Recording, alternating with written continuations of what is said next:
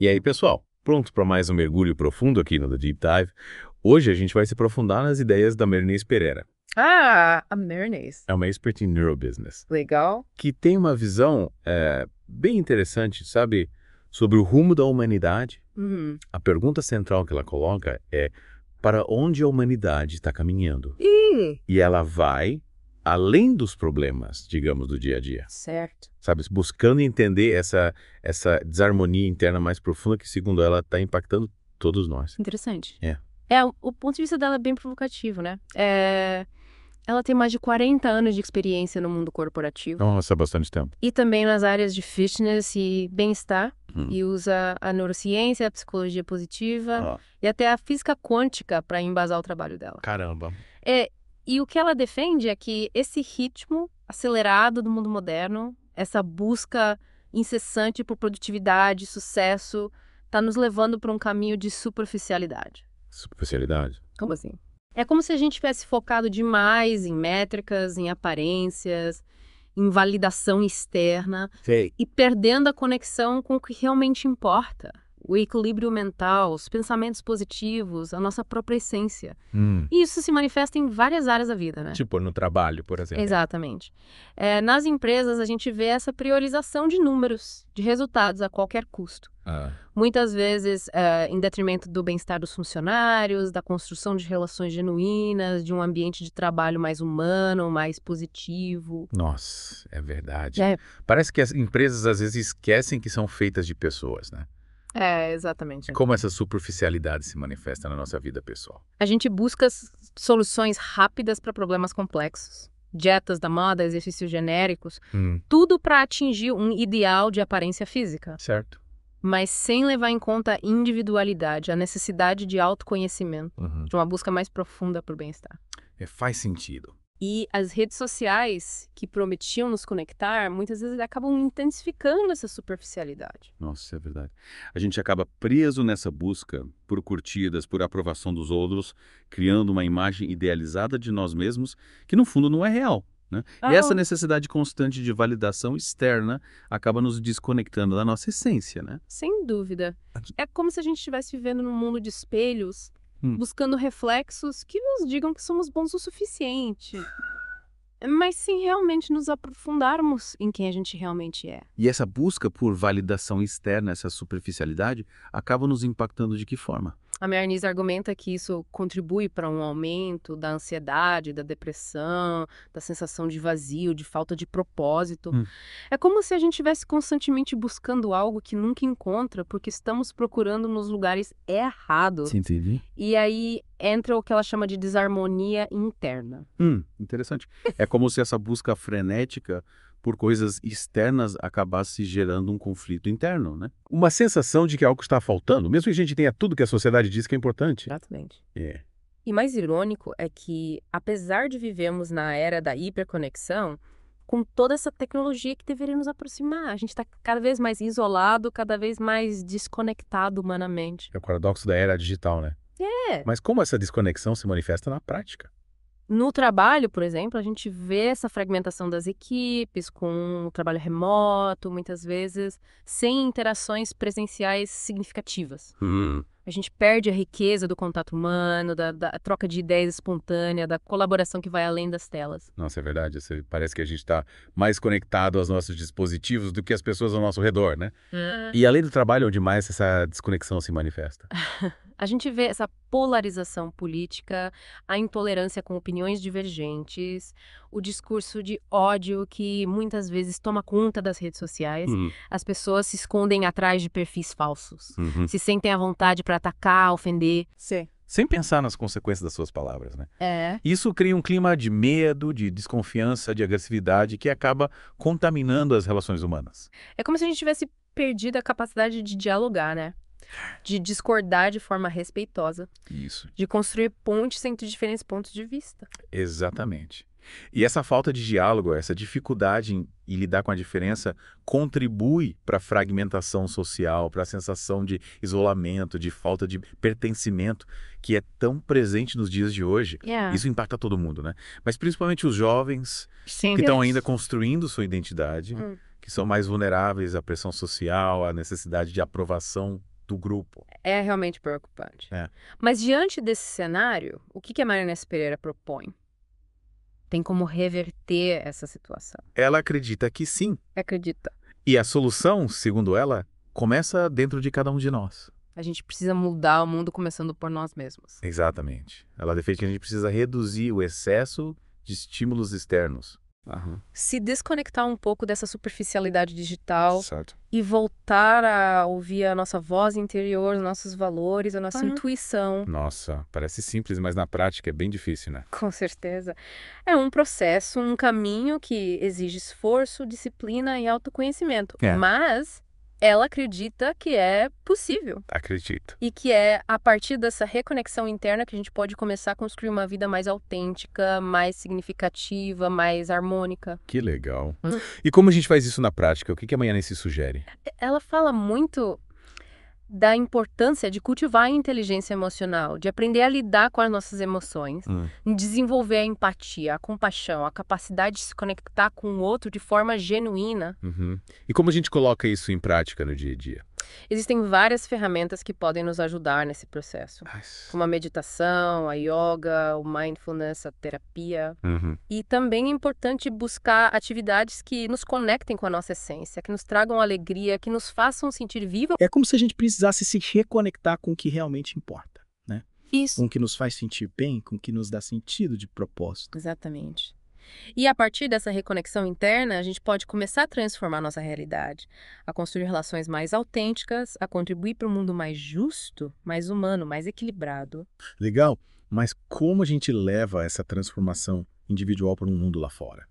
Como a gente impacta o ambiente de trabalho, a sociedade como um todo? É aí que entra a segunda parte da proposta da Maria Inês Pereira, a reconstrução da harmonia nas diferentes esferas da nossa vida. Que legal. E como ela sugere que a gente faça isso? Ela fala sobre a importância de humanizar as empresas. De criar um ambiente de trabalho mais colaborativo, mais empático, onde as pessoas se sintam valorizadas, respeitadas e motivadas a darem o seu melhor. Faz todo sentido. E como a gente pode promover essa mudança nas empresas? Ela defende que os líderes têm um papel fundamental nesse processo. Eles precisam ser exemplos de empatia, de compaixão, de ética e precisam criar uma cultura organizacional que valorize o bem-estar dos funcionários, que promova o diálogo, a colaboração, o respeito à diversidade. É como se a gente precisasse resgatar o lado humano das empresas, né? E na esfera social, o que a Maria sugere? Ela fala sobre a importância de revitalizar o diálogo construtivo, de promover a empatia, a tolerância, de buscar pontos em comum entre pessoas com diferentes opiniões. Nossa, em tempos de tanta polarização, isso parece um desafio e tanto, hein? Com certeza. Mas ela acredita que é possível. E que as redes sociais, que muitas vezes contribuem para a polarização, podem ser utilizadas como ferramentas para promover o diálogo, a conexão, a construção de pontes entre diferentes visões de mundo. Verdade. As redes sociais podem ser um espaço para debates saudáveis, para troca de ideias, para a construção de um mundo mais justo e tolerante. Exatamente. Mas e na nossa vida pessoal? O que a Maria sugere? Ela nos convida a buscar um caminho individualizado para o bem-estar, que englobe a saúde física, mental e emocional. Ou seja, não existe uma fórmula mágica, né? Cada um precisa encontrar o que funciona para si. Exatamente.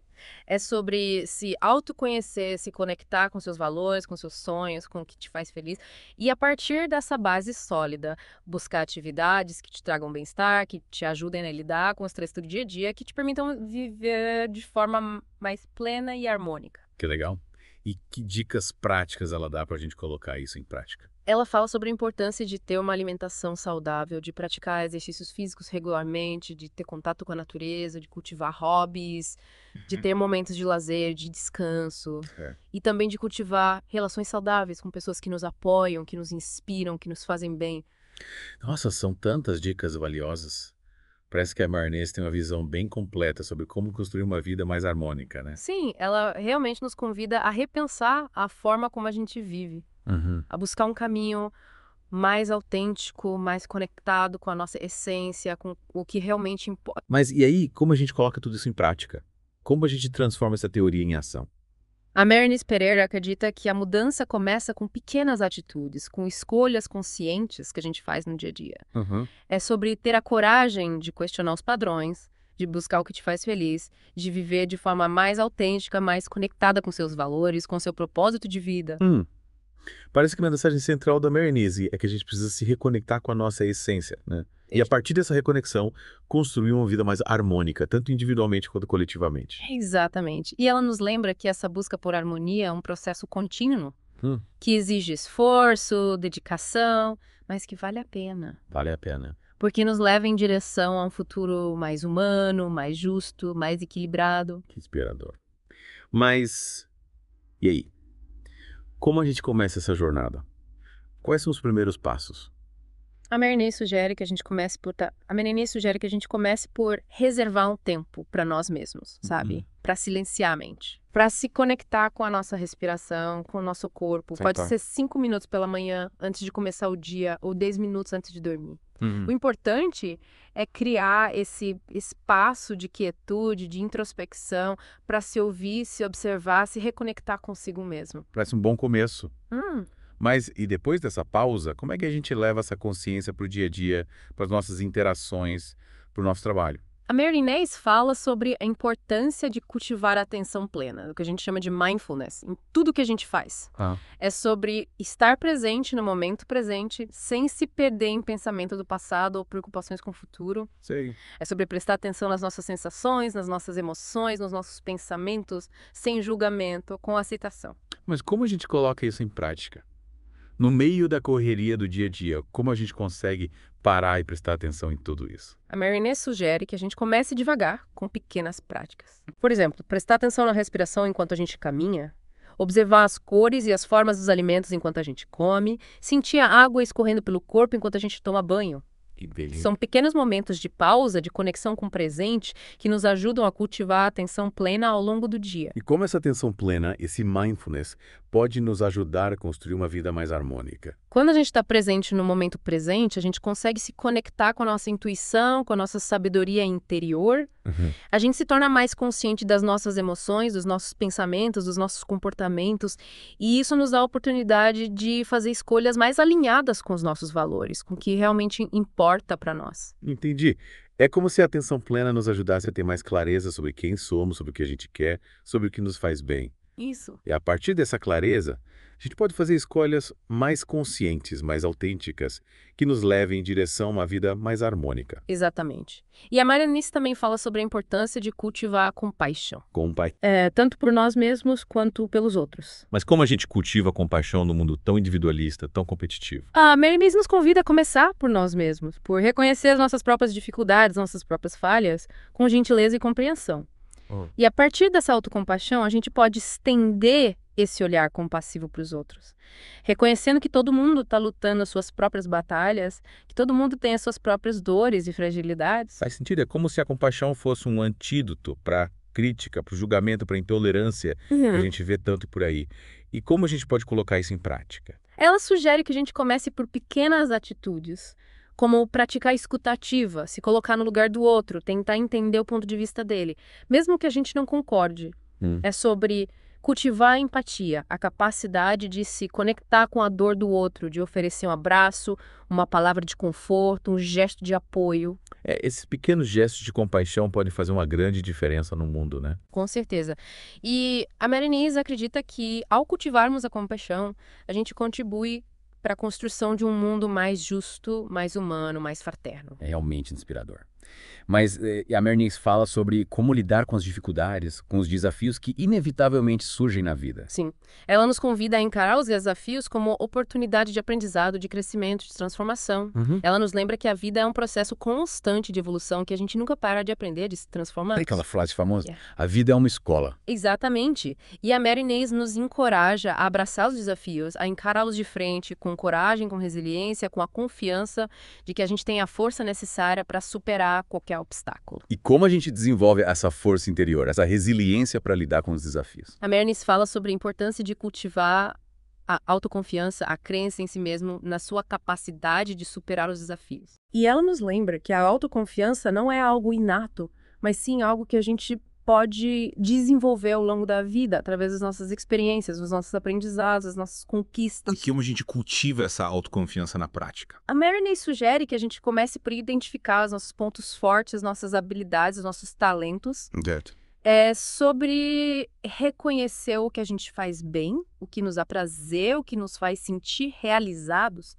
E a partir desse reconhecimento, a gente pode se desafiar a ir além, a sair da zona de conforto, a buscar novos aprendizados, a se superar a cada dia. Faz sentido. É como se a gente precisasse se conectar com o nosso potencial, com a nossa força interior, para ter a coragem de enfrentar os desafios da vida. E como a gente lida com os erros, com os fracassos que inevitavelmente acontecem ao longo do caminho. A Marinês nos convida a encarar os erros como oportunidade de aprendizado, como parte do processo de crescimento. Ela nos lembra que ninguém é perfeito, que todo mundo erra, que o importante é aprender com os nossos erros e seguir em frente. É sobre ter a humildade de reconhecer os nossos erros, né? De aprender com eles e de usar essa experiência para evoluir, para se tornar uma pessoa melhor. Exatamente. E a Marinês também fala sobre a importância de celebrar as nossas conquistas, por menores que sejam. É sobre reconhecer o nosso próprio progresso, nosso próprio esforço, e se dar o crédito por tudo que a gente já conquistou. É como se a gente precisasse se dar um tapinha nas costas de vez em quando, né? Reconhecer nosso próprio valor, nossa própria força, nossa própria capacidade de superar os desafios. Exatamente. E ao celebrarmos as nossas conquistas, a gente se sente mais motivada a seguir em frente, a buscar novos desafios, a continuar crescendo e evoluindo. Nossa, que conversa inspiradora. A Marinês nos convida a uma verdadeira jornada de autoconhecimento, de transformação, de busca por uma vida mais autêntica e harmônica. Com certeza. E ela nos lembra que essa jornada é um processo contínuo, que exige esforço, dedicação, mas que vale a pena porque nos leva em direção a um futuro mais feliz, mais pleno, mais conectado com a nossa essência. Mas e como a gente conecta essa busca individual por harmonia com a construção de um mundo melhor? A Marinês acredita que a transformação individual é o ponto de partida para a transformação coletiva.